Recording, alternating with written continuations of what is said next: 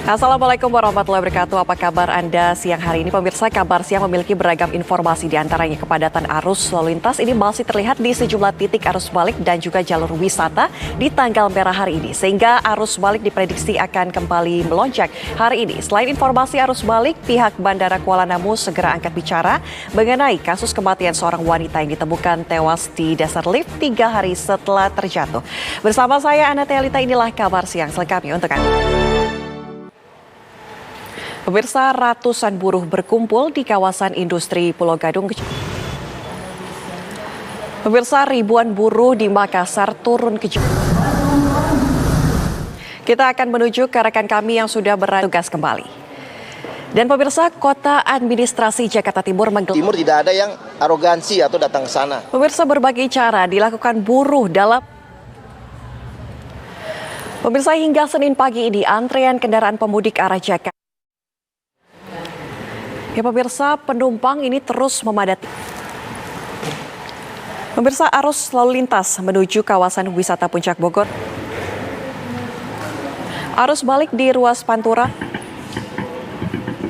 Hingga Senin pagi ini antrean.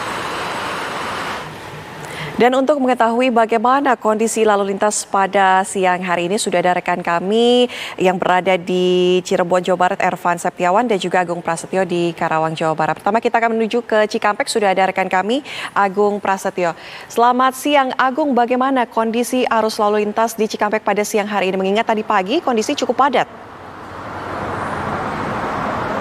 Di studio Ana. Baik, Agung Prasetyo dari Cikampek, Jawa Barat. Selanjutnya kita menuju ke Cipali, sudah ada rekan kami Ervan. Ervan, bagaimana kondisi di sana? Arus lalu lintasnya terpantau seperti apa?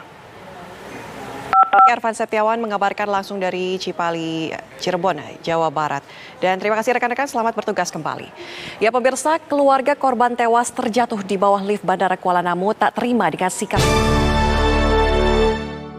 Ada kembali di Kabar Siang pemirsa, keluarga korban tewas terjatuh di bawah lift Bandara Kuala Namu kecewa dengan sikap pihak bandara dan mereka pun siap tanpa ditemani oleh. Rekaman kamera pemantau atau CCTV mengungkap penyebab kematian seorang wanita yang jasadnya ditemukan di bawah lift Bandara Internasional Kuala Namu Deli Serdang, Sumatera Utara. Diduga korban bingung saat hendak keluar pintu lift yang memiliki 2 akses sehingga korban terjatuh dari sisi yang mengabarkan. Dan pemirsa, saat ini sudah ada rekan kami Nofri Afandi yang berada di kediaman keluarga dari korban. Selamat siang Nofri, silakan. Telita di Jakarta. Baik, terima kasih Nofri Afandi mengabarkan langsung dari rumah korban. Ya, dan pemirsa, kemudian bagaimana pihak bandara mengevaluasi tingkat keamanan fasilitas bandara usai kejadian ditemukannya jasad wanita yang terjatuh dari lift? Kita sudah tergabung dengan Head of Corporate Communication PT Angkasa Pura Aviasi, Dedi Alsubur. Pak Dedi, selamat siang Pak. Selamat siang. Ya. Kami juga. Ya Pak Dedi, mungkin kami ingin mengetahui begitu, bagaimana kemudian evaluasi dari pihak bandara setelah adanya kejadian ini, seorang wanita terjatuh dari lift dengan 2 pintu begitu. Baik Pak Dedi, terima kasih sudah bergabung bersama kami di Kabar Siang TV One. Selamat siang Pak Dedi. Ya, dan pemirsa, aparat kepolisian dari Badan Siber Barreskrim Polri. Pemirsa, manuver gerak cepat dilakukan PDI Perjuangan dan Partai Persatuan Pembangunan tak lama setelah mengusung Ganjar Pranowo sebagai bakal calon presiden. Partai Ka'bah menemui Ketua Umum PDI Perjuangan Megawati Soekarnoputri untuk memperkuat kerjasama menjelang. PLT Ketua Umum P3 Muhammad Mardiono menyatakan saat ini masih fokus pada dukungan Ganjar Pranowo sebagai bakal calon presiden. Partai Ka'bah menyatakan belum masuk tahap siapa sosok calon wakil presiden. Ya pemirsa, Ketua Umum PDI Perjuangan Megawati Soekarnoputri mengungkap telah mengantongi sejumlah nama bakal calon wakil presiden untuk Ganjar Pranowo. Namun Megawati meminta bersabar untuk mengumumkan nama pendamping. Pikiran saya. Ketua Umum Partai Gerindra yang juga calon Presiden Prabowo Subianto memberikan pengarahan kepada kadernya di Batu Sangkar, Kabupaten Tanah Datar, Provinsi Sumatera Barat. Prabowo menjawab dengan guyonan ketika kader menanyakan sosok cawapres. Pemirsa, Menteri Pariwisata dan Ekonomi Kreatif Sandiaga Uno dan Menko Polhukam Mahfud MD melakukan halal bihalal. Siap atau tidak siap itu nanti. Bongkar pasang koalisi masih akan terjadi setelah Megawati Soekarnoputri mendeklarasikan Ganjar Pranowo sebagai capres PDI Perjuangan.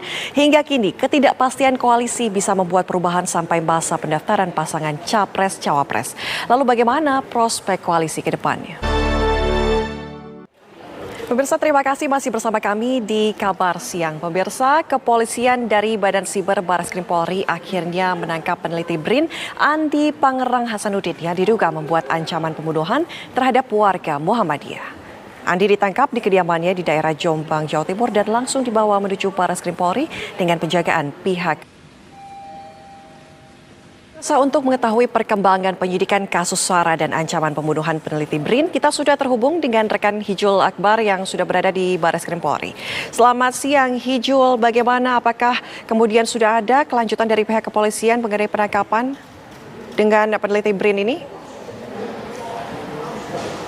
Akbar dari Barreskrim Polri. Dan pemirsa, Komisi Pemilihan Umum membuka pendaftaran bagi calon anggota legislatif, yakni anggota DPR, DPD, DPRD pada pemilu serentak. Komisi Pemilihan Umum atau KPU mulai hari ini membuka pendaftaran bakal calon legislatif. Di hari pertama, Komisi Pemilihan Umum membuka pendaftaran bagi calon anggota legislatif, yakni anggota DPR. Bagaimana pantauan hari pertama pembukaan pendaftaran caleg di kantor pusat KPU Jakarta? Sudah ada rekan kami, Jasmine Rahmadi. Selamat siang, Jasmine. Kalau kita pantau hari ini, apakah sudah ada yang mendaftar walaupun pendaftaran ini dibuka masih 14 hari ke depan?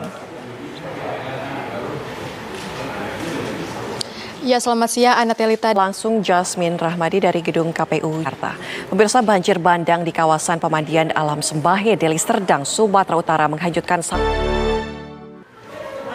Pemirsa, pasca banjir bandang yang terjadi pada Minggu sore kemarin di kawasan pemandian alam Sembahe, Kecamatan Sibolangit, Kabupaten Deli Serdang, Sumatera Utara, menghanyutkan satu mobil minibus dan merusak puluhan pondok. Pemirsa, seorang ayah di Gresik, Jawa Timur, tega membunuh anaknya yang masih berumur 9 tahun dengan Sejumlah wilayah di Indonesia termasuk sekitar Jakarta dilanda suhu panas. Pemirsa, sejumlah wilayah di Indonesia termasuk sekitar Jakarta dilanda suhu panas. Sebanyak 4 unit mobil yang terparkir di salah satu objek wisata di Kalimantan Selatan tiba-tiba terbakar. Peristiwa itu diduga terjadi akibat cuaca panas ekstrem. Pemirsa, informasi tadi sekaligus menutup jumpa kita di Kabar Siang. Saya Anatelita pamit undur diri. Terima kasih pemirsa. Sampai jumpa.